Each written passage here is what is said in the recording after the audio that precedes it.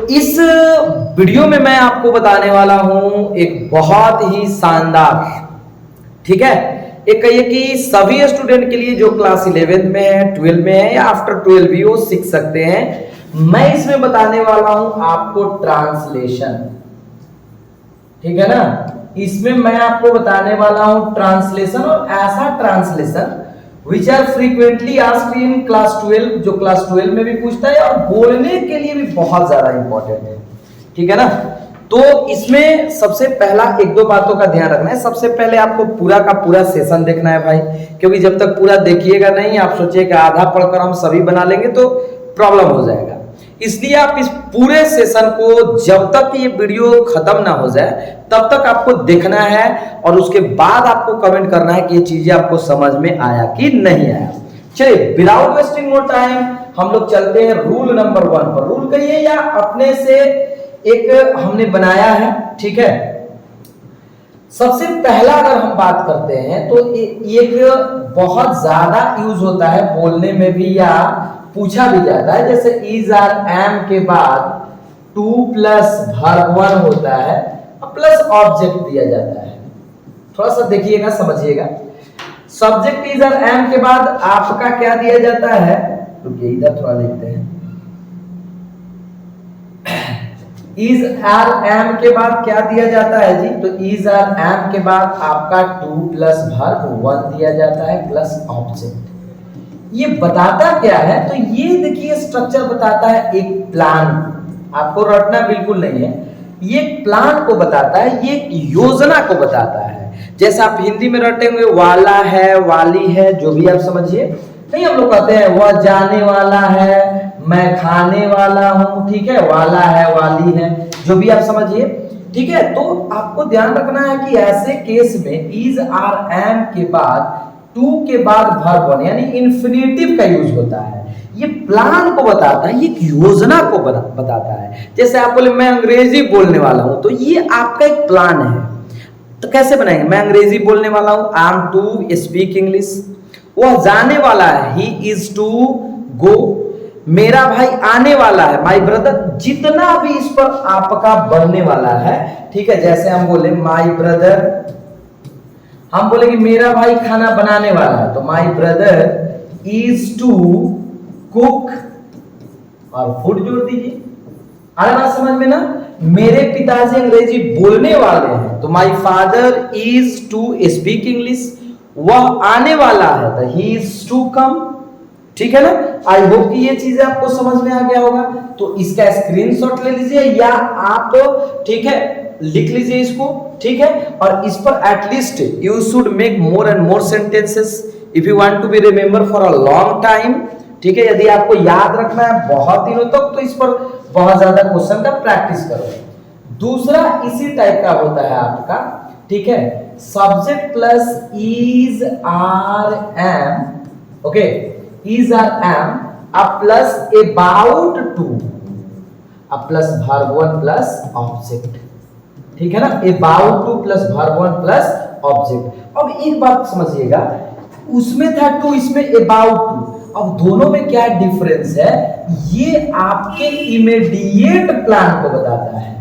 Immediate का अर्थ क्या होता है, तुरंत होने वाला घटना, तुरंत होने वाला घटना। जैसे एक मैं बोलूं मैं जाने वाला हूं, और दूसरा मैं बोलूं मैं जाने ही वाला हूं, तो दोनों में आपका इमीडिएट प्लान कौन सा हो, मैं जाने ही वाला हूं।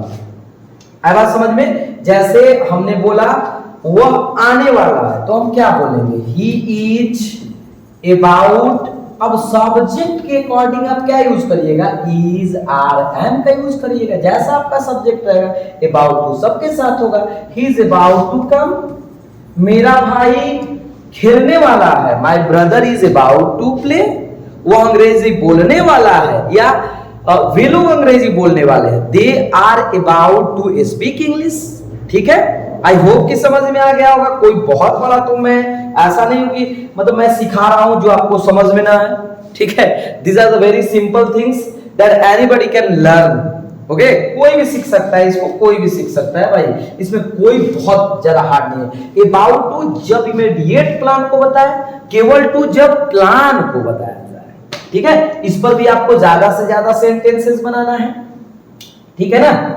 हम देखिए इसलिए ऐसा कर रहे हैं कि ज्यादा, अब यहाँ हम चाहते तो 10 एग्जाम्पल भी दे सकते थे टाइम पास करने के लिए, बट उतना टाइम लेंगे नहीं। हम सोच रहे हैं कि ज्यादा से ज्यादा बोलकर, ठीक है, आपको समझाकर, ठीक है, और ज्यादा से ज्यादा रूल को बताया जाए। एक आप पढ़े होंगे कि सब्जेक्ट के बाद, ठीक है, नो या नोज आ जाता है, नो या नोज, ठीक है, और इसमें हम लोग यूज करते हैं क्या, हाउ टू। इसमें हम लोग यूज क्या करते हैं, हाउ टू, उसके बाद वर्ब वन, यानी नो के बाद आपको याद रखना होता है कि क्या यूज होता है, how to plus verb one. जैसे मैं तैरना जानता हूं, कोई चीज जानने के लिए मैं ये चीज करना जानता हूं, मैं तैरना जानता हूं, I know how to swim. वो खेलना जानता है, he knows how to play. अगर मान लीजिए सिंगुलर है तो आप क्या यूज करिएगा, नोज का, प्लूरल है तो नो का। मेरा भाई खाना बनाना जानता है, my brother knows how to cook food, ठीक है। मेरे पिताजी देखिए अंग्रेजी बोलना जानते हैं, तो माई फादर, और माई फादर पापा एक ही ना, माई फादर नोज, ठीक है, singular, my father knows how to speak English, speak English, ठीक है। कोई दिक्कत, कोई परेशानी नहीं होना चाहिए, ठीक है ना। एक बार कमेंट जरूर आप करिएगा कि आपको कितने चीजें समझ में आए, ठीक है। तो आगे बढ़ चलते हैं, इस पर आप चाहे तो you make more and more sentences if you want to be confidence in yourself, okay. Next one, एक आपका होता है, ठीक है। अच्छा, हमने बताया आपको इज आर एम, अगर मान लीजिए वहां पर आता वो आने वाला था, वाज वेयर कर देंगे, ठीक है, कोई दिक्कत नहीं होना चाहिए। एक आपका होता है स्ट्रक्चर जो बहुत इंपॉर्टेंट है, सब्जेक्ट हैज या have plus two plus verb one plus object, okay. Has have to plus verb one. Has have के बाद टू का आना मतलब किसी कंपल्सन को बताना, नहीं समझे, कंपल्सन। कंपल्सन का मतलब क्या होता है, जैसे कोई काम मन नहीं, हम लोग मजबूरी में करते हैं कोई काम, जैसे मुझे खाना बनाना पड़ता है, मन नहीं है बट बनाना पड़ता है, तो पड़ता है, पड़ती है, जैसे आपको याद रखना है रखो, ठीक है। तो मैं बोला कि मुझे खाना बनाना पड़ता है, तो हम क्या बोलेंगे, I have to cook food, I have to cook food. उसे अंग्रेजी बोलना पड़ता है, मजबूरी है भाई, मजबूरी है, कुल मिलाकर कंपल्सन है, उसे अंग्रेजी बोलना पड़ता है, तो he has to speak English, ठीक है ना, he has to speak English. मुझे स्कूल जाना पड़ता है, कुछ भी, मुझे मंदिर पैदल जाना पड़ता है, तो I have to go to temple on foot, ठीक है ना। तो यही हैज हैव क्या, पढ़ता है, पढ़ती है, और टू यूज याद रखिए कि टू लगा है तो पढ़ता है, पढ़ती है, किसी ना किसी कंपल्सन को बताना रहता है, तो हम लोग ये स्ट्रक्चर यूज करते हैं। अब मुझे वहां जाना पड़ता था, तो आई हैड, ठीक है, हैज हैव के जगह पर क्या यूज कर देते हैं, हैड, ठीक। अच्छा, अब थोड़ा सा यहाँ जो स्ट्रक्चर हम बताने वाले हैं आपको, थोड़ा सा ध्यान दीजिएगा। एक मैं स्ट्रक्चर लिख रहा हूं, देखिएगा जरा ध्यान से, उसे पढ़ाया जाता है,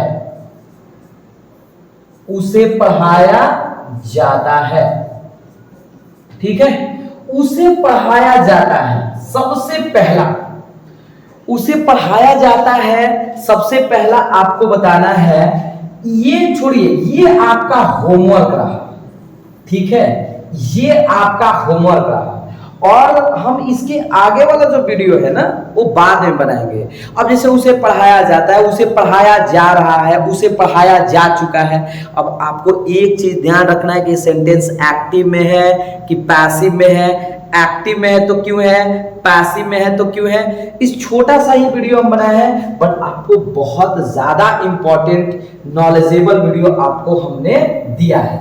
अच्छा, एक अगला स्ट्रक्चर जो है बहुत परेशान करता है, जैसे हमने बोला, ठीक है, एक सेंटेंस हम बोल रहे हैं, वह खाते ही रहता है, वह खाते ही रहता है, ठीक है, वह खाते ही मतलब खाने के अलावा भैया वह कुछ नहीं करता है। इसको बनाने के लिए हम लोग क्या यूज करते हैं कि सब्जेक्ट के साथ डू डज यूज करते हैं। अब रहता है, आपको याद रखना है, do does plus nothing but,